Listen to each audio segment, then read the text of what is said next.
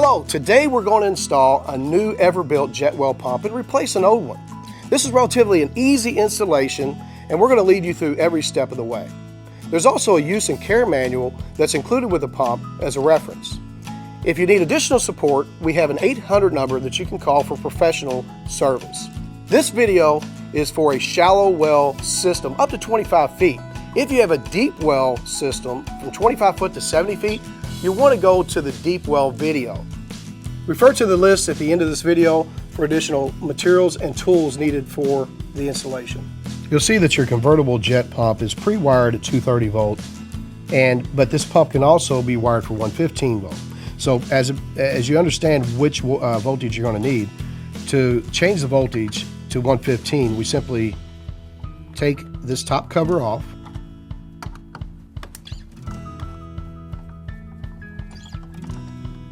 and we remove it.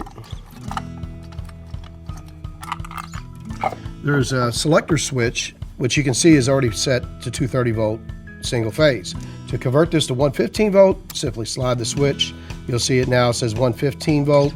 We can replace the cover, and this pump is now operational for 115 volt. You will notice that the convertible jet pump comes preset to be installed for a shallow well. This means the ejector is in the pump, and the pump will be pulling water from the well. Now, before we begin, make sure you have carefully read the safety information in your installation manual and follow all the warnings. If you completed these steps, now let's get started. Before we install your new pump, we have to remove the old pump.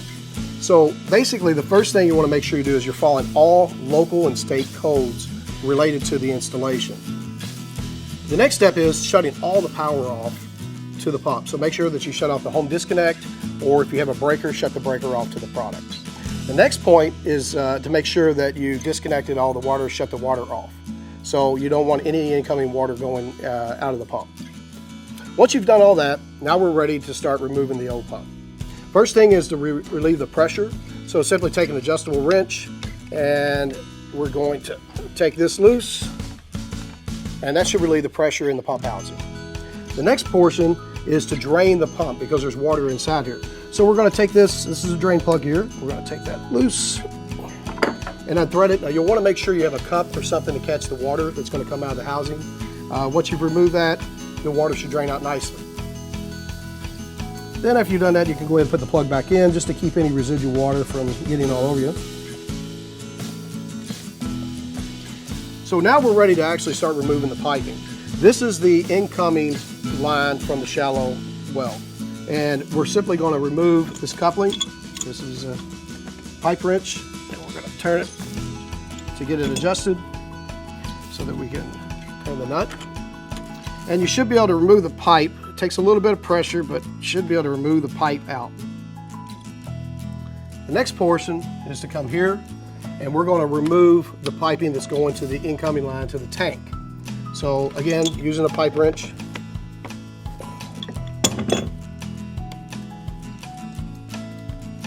and we should be able to remove that. And now the pump has been released from the incoming and the outgoing lines. Now that we disconnected the piping, we have one last step, and that's to remove the pressure switch and the electric wires to the pressure switch. So we're going to simply take this nut loose, and that should unthread. And we have two wires that will come in. That's your incoming power along with the ground. You'll simply remove those wires from those screws. Once we've done that, now you can take the old pump out, and it's time to start working on the new pump. This is a simulation of a pipe for the shallow jet well. Now this pipe could be as far down into the ground as 25 feet. But I wanted to show you one important feature to the shallow well system, and that is the foot valve. So imagine this being a long column of pipe, and the foot valve, what it does is it actually holds the water in the column of the piping, and that helps you to keep the pump primed. So for any reason that you're not able to prime the pump, you probably need to replace this foot valve. This could be located outside the home, it could be in the home, depending on where this pipe is going into the ground. Once we replace the foot valve, you want to make sure you're also checking the pipe to see any rust or calcium buildup. If you see anything like that, you might have to replace the entire piping. Once you put the foot valve on and you put the piping back in, there is a priming plug that you'll want to remove, and you'll want to fill this column completely full with water, and that will help the priming process. Now we're ready to install our pump. So to be able to do this, we went ahead and used the existing piping as a guide to be able to put it on the new pump. And so this allowed us to come up with a male adapter that we needed, a check valve, and to actually keep the water in the pump housing and into the piping, and then a connection to the incoming line. We also created a pressure outlet line valve that we're going to basically screw into the pump, and this will also, it has a fill place so we can make sure that we prime the pump. So to do this, first thing you got to do is have some Teflon tape. I have the Teflon tape here. Everything else has already been glued.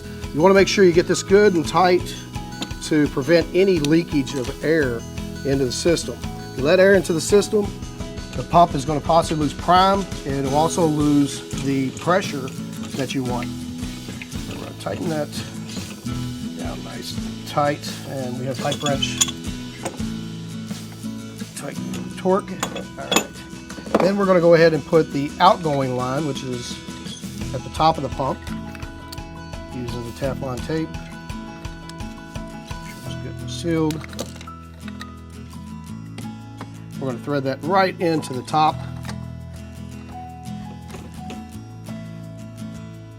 Turn it as tight as we can so that we can try to match up the piping.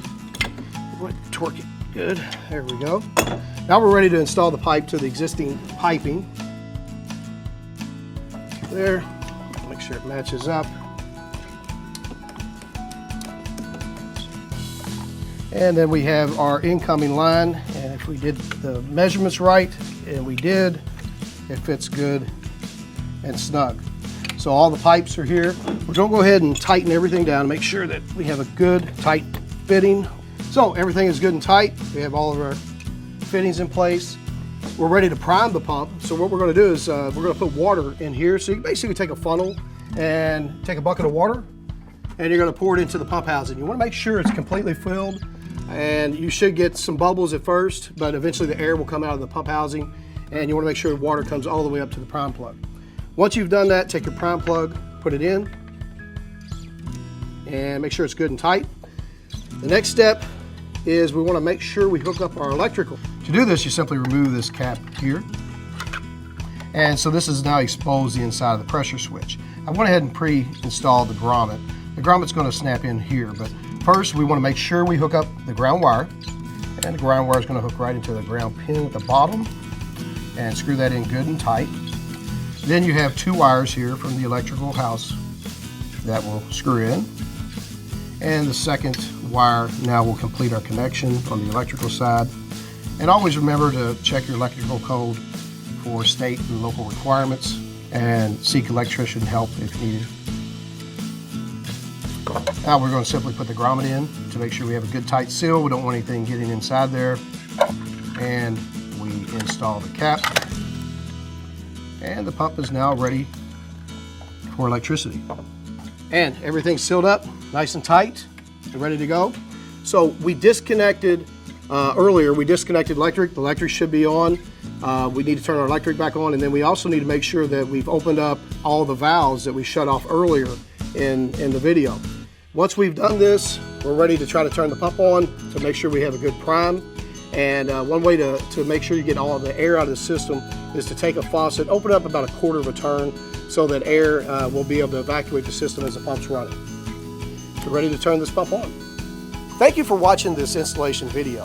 And if you followed the steps properly, congratulations, you are up and running. For additional information, you can reference your use and care manual that was provided with the product.